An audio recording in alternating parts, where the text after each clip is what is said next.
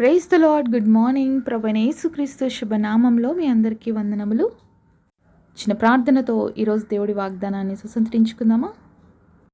మమ్మల్ని ఎంతో మిక్కిలిగా ప్రేమించినటువంటి మా ప్రియ పరలోకమందున తండ్రి, నీ ఘనమైన శ్రేష్టమైన నామాన్ని బట్టి వందనాలు ప్రభా. ఉదయకాల సమయంలో సజీవ లెక్కలో ఉంచినందుకు మేము స్తుతిస్తున్నాం తండ్రి.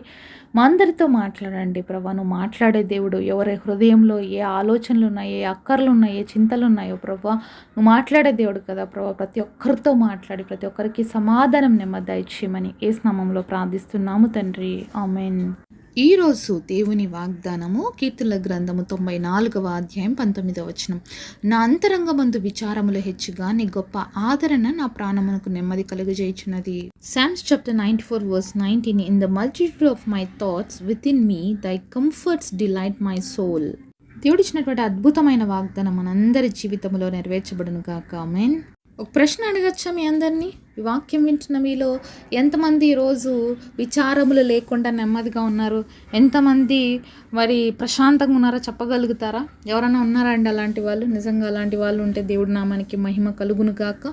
నిజానికి మనం అనుకుంటాం కదా, మనకి విచారాలు లేకోకుండా అలాగే కష్టాలు లేకోకుండా ఎప్పుడు ఆనందంగా ఉంటే ఎంత బాగుంటుంది అని. బట్ నిజానికి అది లైఫ్ కాదండి. ఎప్పుడైతే కష్టాలు సుఖాలు అలాగే దుఃఖము ఆనందం ఉంటుందో అప్పుడే నీ జీవితంలో ఒక అర్థం ఉంటుంది కదా. కానీ మనందరికీ ఏమనిపిస్తుంది అంటే ఎప్పుడు హ్యాపీగా ఉంటే బాగుంటుంది అని. కానీ నిజానికి అది కరెక్ట్ కాదు.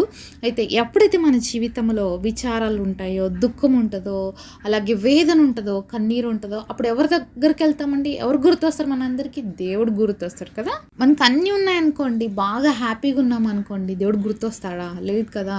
అన్నీ ఉన్నప్పుడు ఎవరు గుర్తొస్తారో తెలుసా? మన స్నేహితులు గుర్తొస్తారు, మన ఇంట్లో వాళ్ళు గుర్తొస్తారు, మనం ఎవరితో ఎంజాయ్ చేయాలనుకుంటున్నాం వాళ్ళందరూ గుర్తొస్తారు అనమాట. కానీ బాధల్లో వీళ్ళు ఎవ్వరు మనకు సహకారం చేయరు. మనం కష్టాల్లో ఉన్నప్పుడు, మనం విచారాలతో ఉన్నప్పుడు, మనం వేదనలతో ఉన్నప్పుడు వీళ్ళెవ్వరు మన దగ్గరికి రాను కూడా రారు. ఎందుకంటే ఎక్కడికి పోతే నేను ఇరుక్కుంటాను, ఏం అవసరం పడుతుందో నాతో, లేకపోతే ఏ సమస్య నాకు వస్తుందో వీళ్ళ వల్ల అని చెప్పి ఎవరు మన దగ్గర రారు. కానీ మనం హ్యాపీగా ఉన్నప్పుడు, మన దగ్గర అన్ని సమృద్ధిగా ఉన్నప్పుడు అందరు మనుషులు మన చుట్టూ ఉంటారు. కానీ నీ కన్నీటిలో, నీ దుఃఖములో, నీ వేదనలో, నీ అంతరంగంలో ఉన్నటువంటి విచారాలలో, వీటన్నిటిలో కూడా ఎప్పుడు నేను విడిచిపోంది ఎవరైనా ఉన్నారంటే దేవుడు మాత్రమేనండి.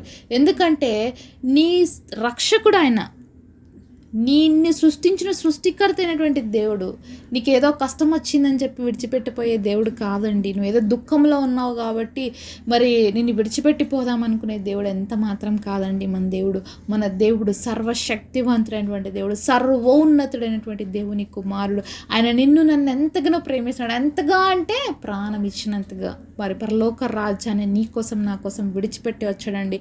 భూలోకంలో నీలాగే నాలాగే మానవుడిగా జన్మించి మనలందరినీ కూడా పాప విముక్తులుగా చేయడానికి కల్వరి శిలువలో తన ప్రాణాన్ని అర్పించి మృత్యుంజయుడే తిరిగి లేచినటువంటి అద్భుత దేవుడు అండి మనం కలిగినటువంటి గొప్ప దేవుడు. మరి అలాంటి గొప్ప దేవుడు నా మనసులో ఇన్ని విచారాలు ఎందుకు అలౌ చేస్తున్నాడు, ఎందుకు నాకు ఈ బాధలు పంపిస్తున్నాడు అని చాలాసార్లు అనుకుంటాం కదా. దేవుడు ఎప్పుడు మనకి బాధలు కష్టాలు పంపియడండి. కొన్ని మన అజ్ఞానం వల్ల తెచ్చుకుంటాం, కొన్నిసార్లు మనం చేసుకున్నటువంటి రాంగ్ డెసిషన్స్ వల్ల తెచ్చుకుంటాం సమస్యలు. అంతేకాకుండా సాతాను పర్మిషన్ తీసుకొని దేవుడి దగ్గర నుంచి మనల్ని కొన్నిసార్లు ఇబ్బంది పెడుతూ ఉంటాడు. అలాగే కొన్నిసార్లు సాతానికి స్థలం ఇవ్వడం వల్ల కూడా మన జీవితాల్లో సమస్యలు అనేవి వస్తుంటాయి. అయితే దేవుడి దగ్గర సాతాను పర్మిషన్ తీసుకుంది మన విషయంలో అంటే నిజంగా మనం గ్రేట్ అనమాట. ఎందుకంటే మనం సాతాను టార్గెట్లో ఉన్నాం. అంటే మనలో విశ్వాసం ఉంది, మనలో సాతాను ఏదో ఓర్చుకోలేనటువంటి తత్వం అయితే ఉంది కాబట్టి మనల్ని టార్గెట్ చేశాడు. అంటే వీఆర్ స్ట్రాంగ్ ఇన్ ఫెయిత్ అనేది మనం నమ్మాలన్నమాట. ఎప్పుడైతే సాతాను మనల్ని గురి చూశాడో, దేవుడి దగ్గరికి వెళ్ళాడో పర్మిషన్ తీసుకోవడానికి, మనకు గుర్తొచ్చేది ఎవరు తెలుసా? యోబు విషయంలో కూడా సాతాను దేవుడి యొక్క పర్మిషన్ తీసుకొని ముట్టగలిగింది. దేవుడు పర్మిషన్ తీసుకోకుండా యోబును ముట్టలేదండి సాతాను, అది అసాధ్యం. కాబట్టి దేవుడు అలో చేశాడు. సరేలే, నా బిడ్డ ఎంత శక్తివంతుడో నాకు తెలుసు కాబట్టి నీకు అలో చేస్తున్నా, నువ్వు తీసుకో అని చెప్పినప్పుడు ఎన్ని పరిస్థితులు యోబు జీవితంలో అనుమతించబడిన అన్ని విషయాల్లో దేవుడు నామానికి మహిమకరంగా నిలబడగలిగాడు. ఈరోజు నీ జీవితంలో కూడా అనేకమైన పరిస్థితులు వస్తూ ఉంటాయి. ఒకదాని తర్వాత ఒకటి, ఒకటి వెంబడి ఒకటి, ఒకటి ఇబ్బంది తర్వాత ఒకటి, ఇలా నువ్వు ఎదుర్కొంటూ వెళ్తున్నావేమో. ఈ యొక్క అంతరంగం మదన పడిపోతుంటుంది కదా, చాలాసార్లు తట్టుకోలేకపోతుంటుంది, చాలా బాధ ఎక్కువ అనిపిస్తుంది. ఏంటి ప్రభువా, ఏంటి నా పరిస్థితి అని చాలాసార్లు అనుకుంటూ ఉంటాం కదా, చాలాసార్లు కన్నీరు కారుస్తుంటాం. ఏంటి ప్రభువా నా పరిస్థితి ఈరోజు, ఎందుకు ఇలా అయింది, నేను నీకు దగ్గరగా ఉన్నాను కదా, నేను నీతో నడుస్తున్నాను కదా, అయినా నాకెందుకు ప్రభువా ఈ ఈ సమస్యలు అని చెప్పి మనం చాలాసార్లు బాధపడుతుంటాం కదా. దేవుడితో నడిచే వాళ్ళకి సమస్యలు ఊరికనే రావండి, ఎందుకంటే అది ఒక ఉద్దేశపూర్వకంగా వస్తాయి. ఎందుకంటే వాళ్ళ జీవితాల్లో దేవుడు వాళ్ళని హెచ్చించబోయేటువంటి ప్రతిసారి కూడా ప్రతి ఒక్కరిని పరీక్షిస్తాడు. అదే ఏ విధంగా అయితే మనం ఒక క్లాస్ నుంచి ఇంకొక క్లాస్కి ప్రమోట్ అయ్యేటప్పుడు ఎగ్జామ్స్ రాసి ఫైనల్ ఎగ్జామ్స్ ఏ విధంగా ప్రమోట్ అవుతామో, అలాగే మన జీవితంలో కూడా ఆత్మీయంగా కూడా మనము ఒక స్టేజ్ నుంచి ఇంకొక స్టేజ్కి వెళ్ళేటప్పుడు పరీక్ష అనేది తప్పకుండా మన జీవితంలో అనుమతించబడుతుంది.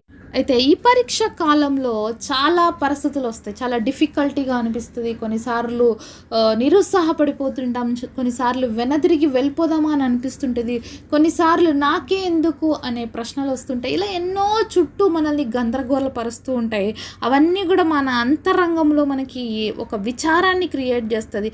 ఎంతగా అంటే అబ్బా ఇంకెందుకు అనిపించే రీతిగా మన లైఫ్ ఉంటుంది అన్నమాట కొన్నిసార్లు. మరి అలాంటి సమయంలో దేవుడి మాటలు, దేవుడు మనకిచ్చేటువంటి ఆదరణ, దేవుడు మనకిచ్చేటువంటి శాంతి, దేవుడు మనకిచ్చేటువంటి సమాధానం ఏ విధంగా ఉంటుందంటే మన ప్రాణములకు నెమ్మది కలిగజేస్తుంది.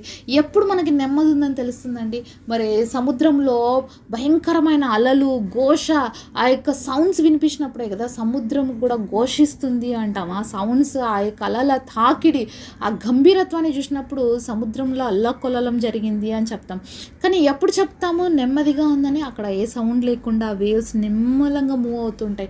అలాగే అప్పుడు మనకు అర్థమవుతుంది కదా నిమ్మలంగా ఉందని. అలాగే మనకి ఎప్పుడైతే అలజడి వస్తుందో నెమ్మది అంటే తెలుస్తుంది అనమాట. కాబట్టి ఈ అలజడి అనేది మన జీవితంలో వచ్చినప్పుడు దేవుడు ఇచ్చేటువంటి నెమ్మది, దేవుడు ఇచ్చేటువంటి శాంతి, దేవుడు ఇచ్చేటువంటి దీవెన, దేవుడు ఇచ్చేటువంటి ఆశీర్వాదం ఎంత గొప్పగా ఉంటుందో అప్పుడే తెలుసుకోగలుగుతాం. మన హృదయంలో, మన అంతరంగంలో విచారాలు హెచ్చుగా ఉన్నాయి అంటే ఎక్కువగా ఉన్నప్పుడు తెలుస్తుంది కదా. అవి తీసివేయబడినప్పుడు అబ్బా ఎంత ఫ్రీ, మన తల మీద ఒక ఎన్నో కేజీలు బరువు తీసుకొచ్చి పెట్టినారు అనుకోండి, తర్వాత దాన్ని దింపేసిన తర్వాత మనకి ఎలా అనిపిస్తుంది, చాలా బాగా అనిపిస్తుంది కదా. అలాగే మన అంతరంగంలో విచారాలన్నీ కూడా మనకు కలిగినప్పుడు అలా బర్డెన్, అలాగ బరువును మోసినట్లుగా ఫీల్ అవుతూ ఉంటాం.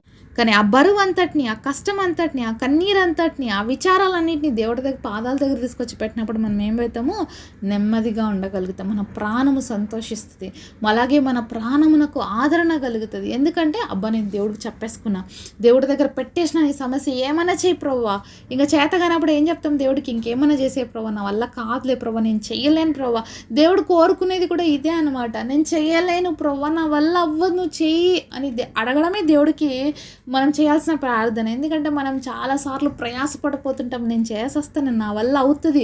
ఎంతమంది మనుషులు పట్టుకుంటామో కొన్ని పనులు చేయడానికి, ఎంతగా మనుషుల చుట్టూ తిరుగుతామో మన పనులు జరిపించుకోవడానికి. కానీ ఎక్కడ కూడా మన పనులు జరిగినప్పుడు ఇంకేం చేస్తుంది తెలుసా, దేవుడి దగ్గరకు వస్తాం కదా. అప్పుడు లాస్ట్కి వచ్చి అన్ని చోట్ల తిరిగాను ప్రభువా, అందరు సహాయం అడిగినాను, ఎవరు సహాయం చేయలేదు ప్రభువా, నువ్వన్నా చేస్తావా చేయవా, లేకపోతే నువ్వు చేయవా చేస్తావా, ఇలా దేవుడిని కూడా ప్రశ్నిస్తాం కదా కొన్నిసార్లు.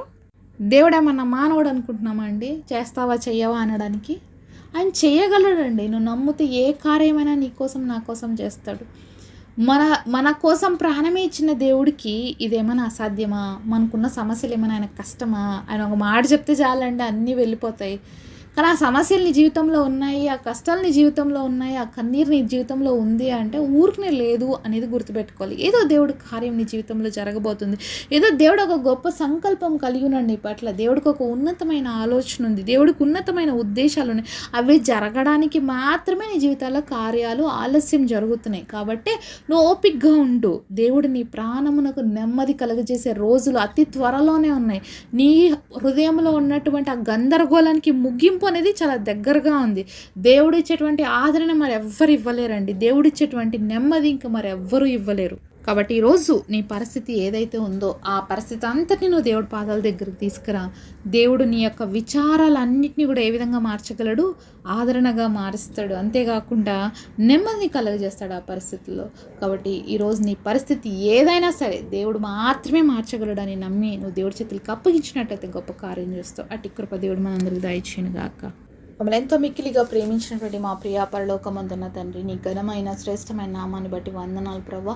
మీరు మాతో మాట్లాడిన ప్రతి మాట కొరకు ప్రభా నేను స్తుతిస్తున్నాను ప్రభా, నేను ఘనపరుస్తూ ఉన్నాను తండ్రి.